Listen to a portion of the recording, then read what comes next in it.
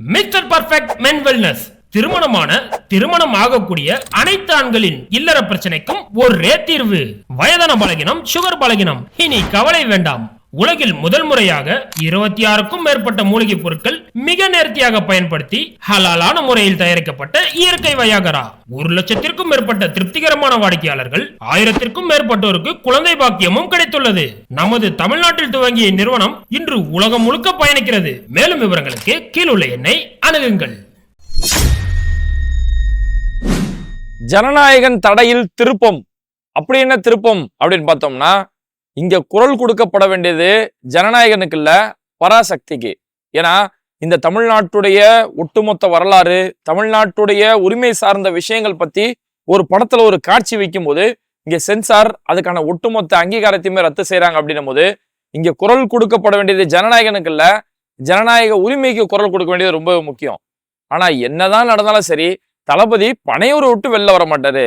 தனக்கே ஒரு பிரச்சனைனா கூட வெளியே வராத இவரா நாளைக்கு தமிழ்நாட்டுக்கு ஒரு பிரச்சனை வந்து நிக்க போறாரு அப்படிங்கிறது தான் இங்க இன்னொரு திருப்பமான ஒரு விஷயமா மாறி போயிருக்கு. ஃபர்ஸ்ட் இந்த பிரச்சனை என்னன்னு பார்த்தோம்னா, நடிகர் விஜய் நடிக்கக்கூடிய ஜனநாயகன் திரைப்படம், அதுக்கப்புறம் சிவகார்த்திகேயன் நடிக்கக்கூடிய பராசக்தி திரைப்படம், இந்த 2 படங்களுமே பொங்கலுக்கு ரிலீஸ் ஆகுது. அதாவது ஜனநாயகன் 9ஆம் தேதியும் பராசக்தி 10ஆம் தேதி ரிலீஸ் பண்றதுக்கான எல்லா பிளானும் வச்சிருந்தாங்க.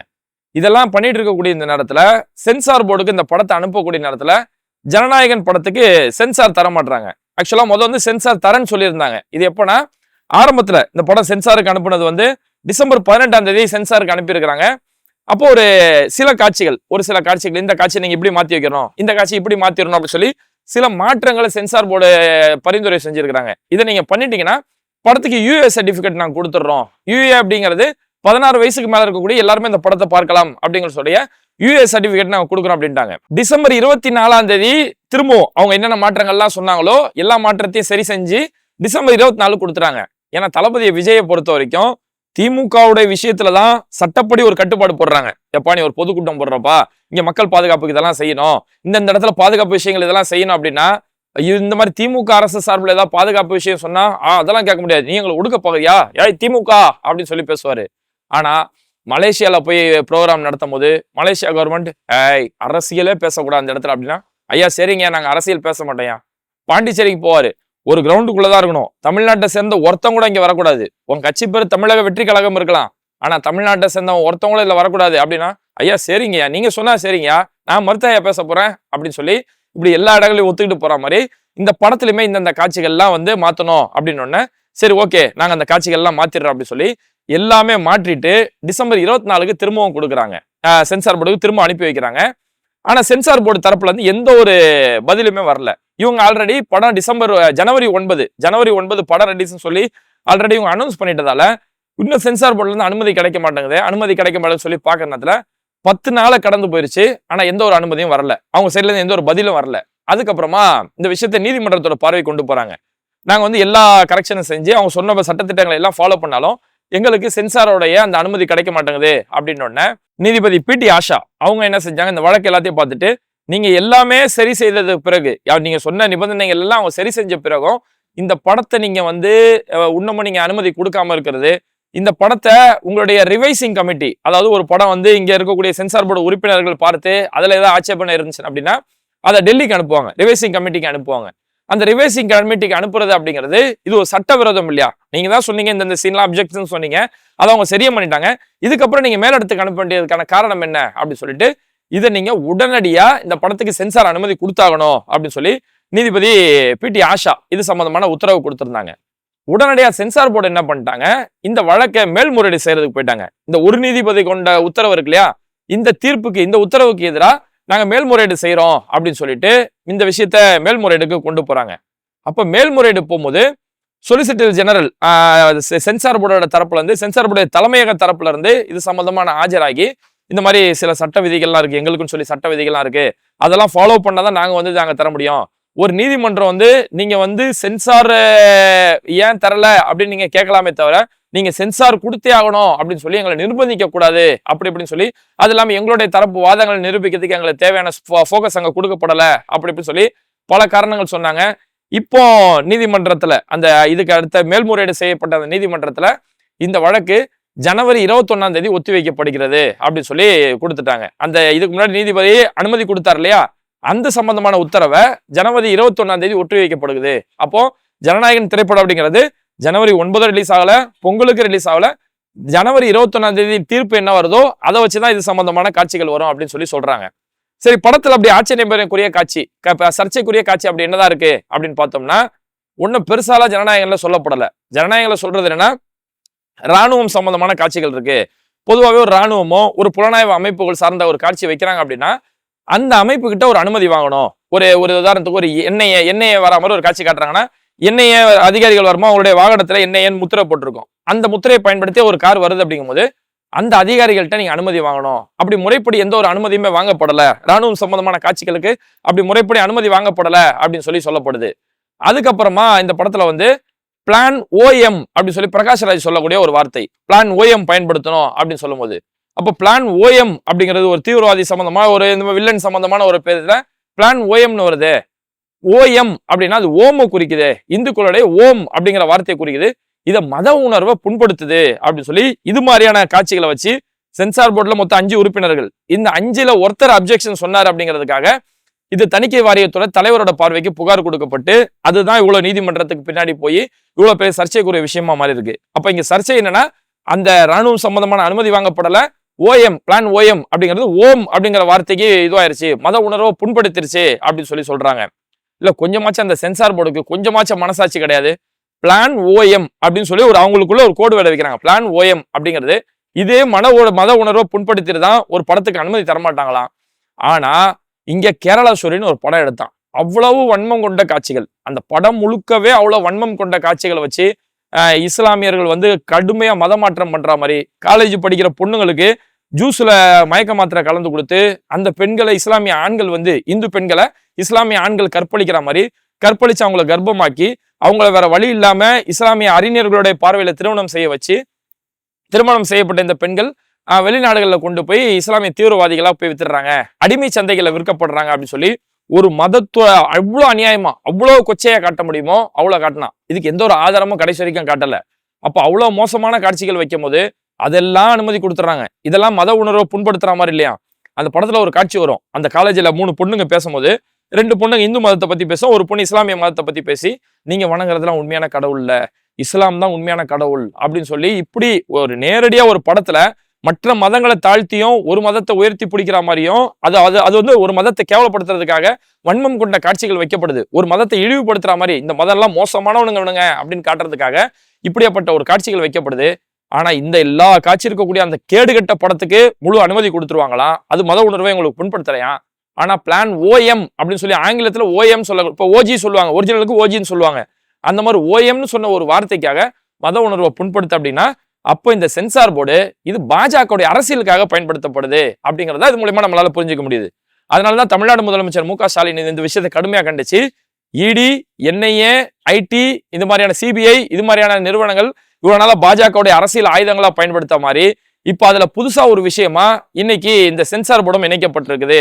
ஜனநாயகம் காப்பாற்றப்பட வேண்டும், இந்த அநீதி ஒழிக்கப்பட வேண்டும் அப்படின்னு சொல்லி முதலமைச்சர் மு க ஸ்டாலின் இந்த விஷயத்துக்கு குரல் கொடுத்திருக்கிறாரு. ஆனா விஜய் இப்போ வரைக்கும் வாய் திறந்து பேசவும் மாட்டாரு. அவர் பேசாத காரணத்துக்கு நான் பின்னாடி சொல்றேன். அதுக்கு முன்னாடி இங்க ஜனநாயகனாச்சும் உப்பு சப்பில்லாத சீனுங்கள் இதெல்லாம் இந்த சீனை நீக்கினாலும் படத்துக்கு எந்த ஒரு பிரச்சனையும் வரப்போறது இல்லை. ஆனா பராசக்தி நீங்க ஒரு படம் வருது, இந்த படத்தோடைய அடிப்படை விஷயமே இந்தி திணிப்பு சம்பந்தமா. அதாவது இங்க தமிழ்நாட்டுல 1965 காலகட்டங்கள்ல இந்தி எதிர்த்து 1963 காலகட்டங்கள்ல பெரிய அளவுல இந்தி எதிர்ப்பு போராட்டங்கள் நடந்தது இல்லையா? அந்த கதை தான் இந்த படத்தோட கதை. அப்ப அதை வச்சு ஒரு படம் எடுக்கும்போது ஒன்றிய அரசுல இருந்து இந்தி நீங்க கட்டாயமா படிச்சாலும் சொல்லி இந்தி திணிப்பு கொண்டு வராங்க. இந்தி படிச்சாதான் அரசு அலுவலகங்கள்ல வேலை கிடைக்கும் அப்படின்னு சொல்றாங்க. அப்ப மாணவர்கள் புரட்சி அது வெடிச்சது 1965 63 காலகட்டத்துல. அந்த மாணவர் புரட்சி எந்த அளவுக்கு இருந்தது அப்படின்னு சொல்றதுதான் இந்த படத்தோடைய ஒரு கதை. அப்ப அந்த படத்துல வைக்கும் போது இந்த படத்துல இருந்து 25 காட்சிகள் நீக்கப்படுது. இந்த 25 காட்சிகள் நீக்கப்பட்டாதான் உங்களுக்கு சென்சார் கிடைக்கும் அப்படின்னு சொல்றாங்க. அதுல பார்த்தோம்னா முக்கியமா அறிஞர் அண்ணாவுடைய வசனம், அதுதான் இங்க பெரிய ஒரு வைத்தறிச்சலான ஒரு விஷயம். இவங்க எந்த அளவுக்கு பயந்து போய் கிடக்குறாங்க அப்படிங்கிறது புரிய வருது. அறிஞர் அண்ணாவுடைய பிரபலமான ஒரு வசனம், ஒரு வாசகம் ஒண்ணு இருக்குது. அண்ணா சொல்லுவாரு, எங்களை நீக்கிவிட்டு, எங்களுடைய இந்த அரசாங்கத்தை நீக்கிவிட்டு வேறொரு அரசை நீங்க கொண்டு வரலாம், நாங்க கொண்டு வந்த இந்த சாதனைகள் எல்லாம், இந்த தமிழ்நாட்டோட உரிமையெல்லாம் நீங்க நீக்கிடலாம் அப்படின்னு சொல்லி உங்களுக்கு தோணலாம். ஏன்னா இந்த தமிழ்நாட்டுல திமுக ஆட்சிக்கு வந்ததுக்கு பிறகு, அறிஞர் அண்ணா முதலமைச்சர் ஆட்சிக்கு வந்ததுக்கு பிறகு 3 முத்தான திட்டங்களை கொண்டு வருகிறோம். சுயமரியாதை திருமணத்திற்கு சட்ட அங்கீகாரம் வழங்கி உள்ளோம். அதாவது ஜாதி மறுப்பு திருமணம் இது மாதிரியான திருமணங்கள் செஞ்சா அப்படின்னா அதுக்கு வந்து சட்ட அங்கீகாரம் இல்லாம இருந்தது. அண்ணா முதலமைச்சரானது பிறகு ஜாதி மறுப்பு திருமணங்களுக்கு சட்ட அங்கீகாரம் கொடுக்கப்பட்டது. அப்போ ஜாதி மறுப்பு திருமணங்களுக்கு சட்ட அங்கீகாரம் வழங்கியுள்ளோம். தாய் தமிழ்நாட்டிற்கு தமிழ்நாடு என்று பெயர் வைத்துள்ளோம். மதராஸ் மாகாணம், மதராஸ் அப்படின்னு சொல்லி இல்லைன்னா தமிழ் பிரதேஷ் இப்படி எல்லாம் பெயர் வைக்க கூடப்பட்ட நேரத்துல இது தமிழ் பிரதேஷ் இந்தி வார்த்தையில் நான் கலந்து பேசணும்னு அவசியம் இல்ல. இது மதராஸ் மாகாணமும் கிடையாது, இது தமிழ்நாடு, இது எங்களோட தமிழர் நாடு அப்படின்னு சொல்லி அவ்வளவு ஒரு உரிமையான ஒரு பெயரை பல போராட்டங்களுக்கு பிறகு அறிஞர் அண்ணா அந்த பெயரை சட்டப்பூர்வம் மாத்தினாரு. அதுக்கப்புறம் பெண்களுக்கு சொத்துல உரிமை, பெண்களுக்கு சட்டப்பூர்வமான உரிமை அப்படின்னு சொல்லக்கூடிய முத்தான 3 திட்டங்களை நம்மளுடைய இந்த ஆட்சி கொண்டு வந்திருக்கு. அதுக்கப்புறம் இந்திக்கு இங்க இடமே இல்லை, இந்தி எக்காரணத்து கொண்டும் உங்களுடைய இந்தி திணிப்பு இங்க செல்லுபடி ஆகாது, எங்களுக்கு மும்மொழி கொள்கை கிடையாது, எங்களுக்கு இருமொழி கொள்கை மட்டும்தான் அப்படின்னு சொல்லி அறிஞர் அண்ணா இந்த 3 விஷயத்த சொல்றாரு. சுயமரியாதை திருமணத்திற்கு சட்ட அங்கீகாரம், தாய் தமிழ்நாட்டுக்கு தமிழ்நாடு என்று பெயர் சூட்டுவது, இந்திக்கு இங்கு இடமே இல்லை அப்படின்னு சொல்லக்கூடிய இந்த இருமொழி கொள்கை சம்பந்தமான விஷயங்கள், இந்த 3 திட்டங்களை நாங்க கொண்டு வந்திருக்கிறோம். நாளைக்கு எங்களுடைய ஆட்சியை விரட்டிடலாம், இந்த இடத்துல நீங்க வேற ஒரு ஆட்சியை நீங்க கொண்டு வரலாம்னு சொல்லி என்ன வேணாலும் திட்டம் போடலாம், அப்படி நீங்க வேற ஒரு ஆட்சியை கொண்டு வந்தாலும் அன்னைக்கு இந்த திட்டத்தெல்லாம் மாத்தலாம்னு சொல்லி நீங்க ஒரு கனவு காணுவீங்க. அப்படி இதெல்லாம் மாத்தலாம், தமிழ்நாடுன்ற பேரை மாத்திடலாமா, மும்மொழி கொள்கையை கொண்டு வந்துடலாமா அப்படின்னு நீங்க மாத்தும் போது உங்க மனசுல ஒரு எண்ணம் ஒண்ணு தோணும், இதெல்லாம் நீக்கினா மக்கள் வெகுண்டெழுவார்களோ அப்படின்னு உங்களுக்கு ஒரு அச்சம் ஒண்ணு தோன்றலாம். அந்த அச்சம் இருக்கும் வரை இந்த தமிழ்நாட்டை அண்ணாதுரை தான் ஆள்கிறான் அப்படின்னு சொல்லி அண்ணா ஒரு அற்புதமான ஒரு வாசகம் ஒண்ணு சொன்னாரு. இன்னைக்கு வரைக்கும் அந்த வாசகம் இன்னைக்கு நிரூபணம் ஆயிட்டு இருக்குது. இன்னைக்கு இந்தி திணிப்பு சம்பந்தமான விஷயங்களா இருக்கட்டும், தமிழ்நாட்டுடைய பேரு தமிழர்கள் பத்தி கொச்சையா பேசுற விஷயங்களா இருக்கட்டும், எது ஒண்ணு செஞ்சாலும் அவங்களுக்கு ஒரு அச்சம் ஒண்ணு வருதுல்ல, அந்த அச்சம் இருக்கும் போது எல்லாமே அண்ணா தான் இங்க ஆட்சி செஞ்சுட்டு இருக்கிறாரு அப்படிங்கிறது புரிய வருது. ஏன் இந்த படத்துல கூட படத்துக்கு இந்தி திணிப்பு சம்பந்தமான விஷயம், இந்தி திணிப்பு சம்பந்தமா இந்தி ஏதாவது கொச்சப்படுத்துறாங்க அப்படின்னு சொல்லி நீங்க ஒரு காரணம் சொன்னாலும் ஓகே. ஆனா இங்க அறிஞர் அண்ணாவுடைய வசனம், எங்களை நீக்கி விட்டு வேற ஒரு ஆட்சியை கொண்டு வந்தா அப்போ இங்க அண்ணா நீங்க உங்களுக்கு ஒரு அச்சம் வரும், அந்த அச்சம் இருக்கிற வரைக்கும் அண்ணா தான் ஆள்றான்னு சொல்லி அண்ணாவோட யதார்த்தமான ஒரு வசனம். இந்த வசனத்தை நீக்க சொல்லி நீ சென்சார் போர்டு சொல்றேன்னா அப்போ உனக்கு அண்ணா மேல எந்த அளவுக்கு பயம் இருக்குது, அண்ணா இன்னைக்கு சொன்னது கரெக்டா சொல்லியிருக்கிறாரு அப்படிங்கிறது புரிய வருது. அதே மாதிரி அண்ணாவுடைய பிரபலமான ஒரு வாசகம் தீ பரவட்டும் அப்படின்னு சொல்லக்கூடிய ஒரு வாசகம். இந்த தீ பரவட்டும்ன்ற வாசகத்தை நீக்கி நீதி பரவட்டும் நீங்க மாத்தணும், தீ பரவட்டும் வைக்க கூடாது, நீதி பரவட்டும் மாத்துறாங்க. இதுக்கும் படத்துக்கு என்ன சம்பந்தம், இது யார் மனசை புண்படுத்துது, இது எந்த ரீசனுமே இவங்க சொல்லல. இந்த தீ பரவட்டும் அப்படிங்கிற விஷயம் எங்கிருந்து வந்தது அப்படின்னா, அறிஞர் அண்ணாவுக்கும் சில இந்து சமயத்தை சேர்ந்தவர்களுக்கும் ஒரு விவாதம் ஒண்ணு நடந்தது. இந்த விவாதத்தை பொறுத்த வரைக்கும் கம்பராமாயணம், பெரிய புராணம் இது மாதிரியான பழைய புராணங்கள் எல்லாமே இது தமிழர்களுடைய வரலாறு பின்னுக்கு தள்ளுது, அதுல எந்த ஒரு அறிவியல் சார்ந்த விஷயங்களும் இல்ல, மூடநம்பிக்கை சம்பந்தமான விஷயங்கள் இருக்கு அப்படிங்கிற மாதிரியான ஒரு கருத்து உட்பட திராவிட கழகத்தை சேர்ந்தவர்கள் குறிப்பா அறிஞர் அண்ணா ஒரு விவாதத்துல கலந்துக்கிறாரு. அந்த விவாதத்துல இந்த விஷயங்கள்லாம் ஒழிக்கப்பட வேணும், பெரிய புராணம் இந்த மாதிரி கம்பராமாயணம் இது மாதிரியான பகுத்தறிவுக்கு ஒப்பாத விஷயங்கள் எல்லாமே இதெல்லாம் ஒழிக்கப்படணும், இது தீயிட்டு கொளுத்தப்படணும், அந்த தீ பரவட்டும் அப்படின்னு சொல்லி அறிஞர் அண்ணா அந்த விவாதத்துல ஒரு வார்த்தையை பயன்படுத்தினாரு. அதுவே பிற்காலத்துல புத்தகங்களாகவும் அந்த வாசகம் ரொம்ப பிரபலமான ஒரு வாசகமாகவும் தீ பரவட்டும் அப்படிங்கிற ஒரு வாசகம் இருந்தது. அந்த தீ பரவட்டும்ன்ற ஒரு வாசகத்தை இந்த படத்துல வச்சதுக்கு அந்த வாசகத்தையே நீக்கணும் அப்படின்னா அப்ப சென்சார் போர்டு உங்களை பொறுத்த வரைக்கும் உங்களுக்கு இந்த காட்சி ஆட்சேபனைக்குரிய காட்சியா இருக்கா, இது சாபாசமா இருக்குதா, இது வன்முறையா இருக்கா, இது உங்களுக்கு முக்கியம் இல்ல. தமிழர் உரிமை எங்கேயுமே பேசப்படக்கூடாது, குறிப்பா திராவிட உரிமை எங்கேயுமே பேசப்படக்கூடாது அப்படிங்கிறதுல அந்த அளவுக்கு வன்மத்தோட அலையறாங்க அப்படிங்கறத நம்மளால புரிஞ்சுக்க முடியுது. அதே மாதிரி இந்தி அரக்கி அப்படிங்கிறது, அதாவது இந்தி எந்த அளவுக்கு இங்க திணிக்கப்பட்டதான் படத்தோட கதை. அப்ப அன்னைக்கு காலத்துல என்னென்ன போராட்டம் நடந்ததுன்னு காட்டுறாங்க. போஸ்ட் ஆபீஸ்ல இந்தி எடுத்திருக்கும், அதை சாணியை ஊத்தி அடிக்கிற மாதிரி காட்சி இருக்கு, இந்த காட்சியை நீக்கணும் அப்படின்னு சொல்லி சொல்றாங்க.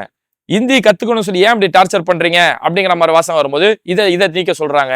இந்தி அரக்கி அப்படின்னு சொல்லக்கூடிய ஒரு காட்சி, அதாவது இது என்னன்னா இந்தி அரக்கின்றதா அன்னைக்கு 1965 காலத்துல ரொம்ப பிரபலமா இருந்தது.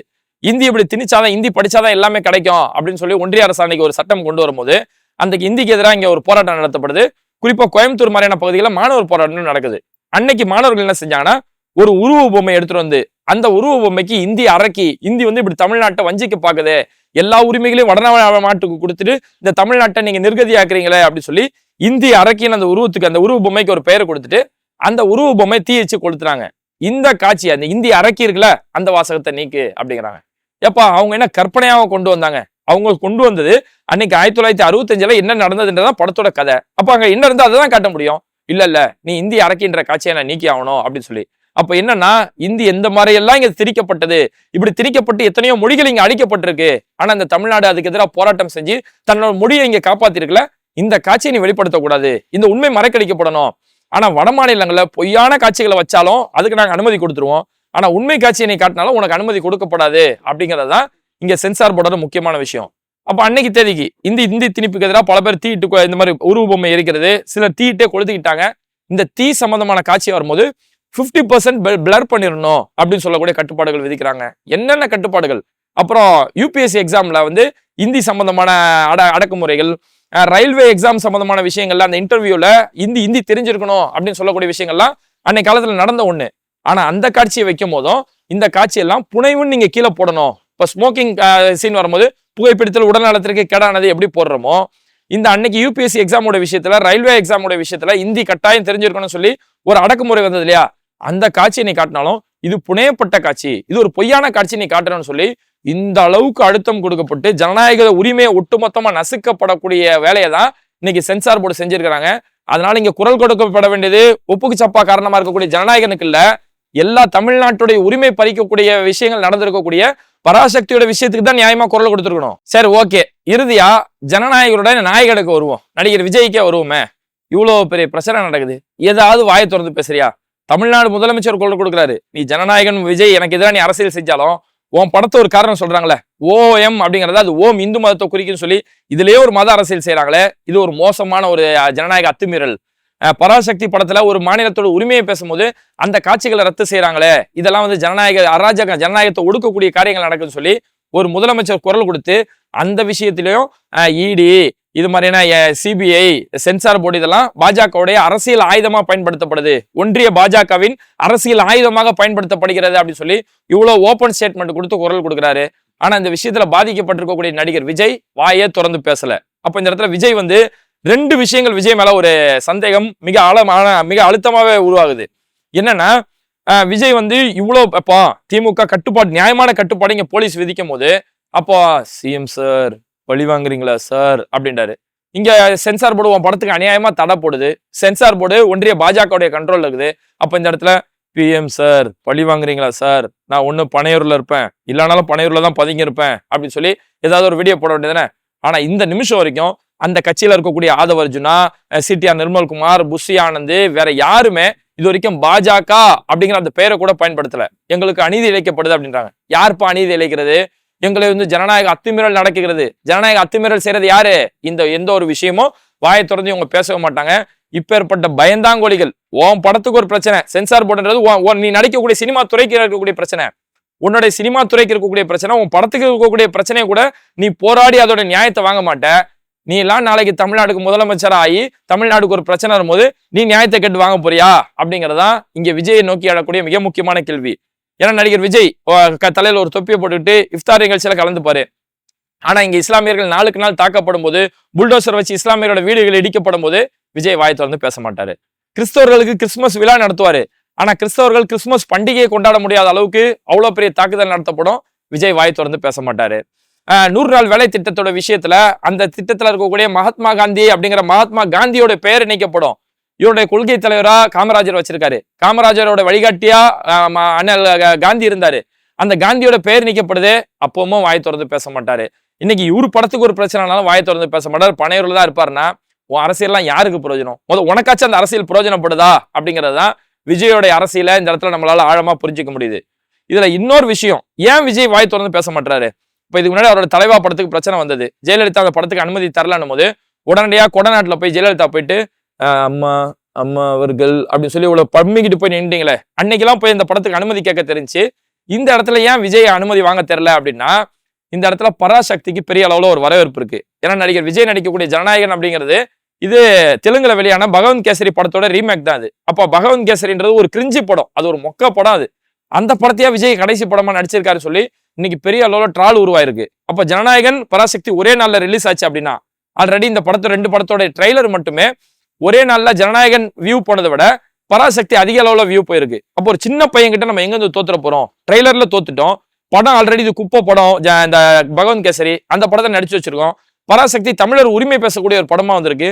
அப்ப இந்த படத்துல நம்ம தோத்து போயிட்டோம்னா, ஒரு சின்ன பையன்ட்ட சினிமாவில் தோத்து போனோம்னா அது அரசியலுக்கு பாதிப்பு ஏற்படும், கடைசி படமே ஃபிளாப் படம் அப்படின்னு சொல்லி இது அரசியலுக்கு ஆபத்தாயிர போகுது அப்படிங்கறதாலதான் இதை இது மாதிரியான பல காரணங்கள் சொல்லி தீர்ப்பை 21ஆம் தேதி தள்ளி வைக்கிறாங்க. பராசக்திக்கு ஒரு வழியா இந்த காட்சிகள்லாம் நீக்கிட்டு அனுமதி கொடுக்கப்படுது. ஆனா ஜனநாயகனுக்கு 21ஆம் தேதி தான் தீர்ப்பு கொடுக்கப்படுது. இப்ப 21ஆம் தேதிக்கு மேல படம் ரிலீஸ் பண்ணுவாங்க, அது நீதிமன்றம் அனுமதி கொடுக்கல, அதனாலதான் எங்களால அந்த தேதியில ரிலீஸ் பண்ண முடியல அப்படின்னு சொல்லி சாக்கு போக்குகள் சொல்றதுக்காகவும், இது இல்லாம இங்க விஜய் பாஜக எதிர்த்து பேச மாட்டாரு, ஆனா பாஜக விஜய் ஒரு எதிரியா தான் பாக்குது அப்படின்னு ரிஜிஸ்டர் பண்றதுக்காக. ஏன்னா இன்னைக்கு விஜய்க்கு போகக்கூடிய ஓட்டுகள் எல்லாமே நம்ம பார்த்தோம்னா திமுக ஓட்டு இங்க பக்காவா இருக்கு, திமுக கூட்டணி ஓட்டுகள் பக்காவா இருக்கு, அதிமுக ஓட்டு தான் விஜய்க்கு பிரிஞ்சு போகும். அப்ப அப்படி இருக்கிற நேரத்துல தமிழ்நாட்டுல பாஜகவை எதிர்த்தா மட்டும்தான் இங்க சில ஓட்டுகள் கிடைக்கும் அப்படின்னு இருக்கிறதால இவர் பாஜக எதிர்த்து பேச மாட்டாரு. பாஜகவை ஏய் நான் உன்னை எதிர்க்கிறேயா, நீ எதிரிதாயா அப்படின்னு காட்டுறதுக்காக பாஜகவுடைய திட்டமிடலா, அது இல்லாம பராசக்தி படத்துல தோற்றக்கூடாதுங்கிறதுக்காக இதை தள்ளி போடக்கூடிய ஒரு திட்டமா அப்படிங்கிற ஒரு வலுவான ஒரு சந்தேகம் ஏற்பட்டிருக்கு. எந்த சந்தேகம் எப்படி போனாலும் தனக்கே ஒரு பிரச்சனைனா வாய் திறக்காத ஒரு நபரா மக்களுக்கான ஒரு பிரச்சனைக்காக நிக்க போறாரு அப்படிங்கிறத இனியாச்சும் அந்த அணில் குஞ்சுகள், அந்த தற்குறிகள் கொஞ்சமாச்சும் சிந்திச்சு பாருங்க.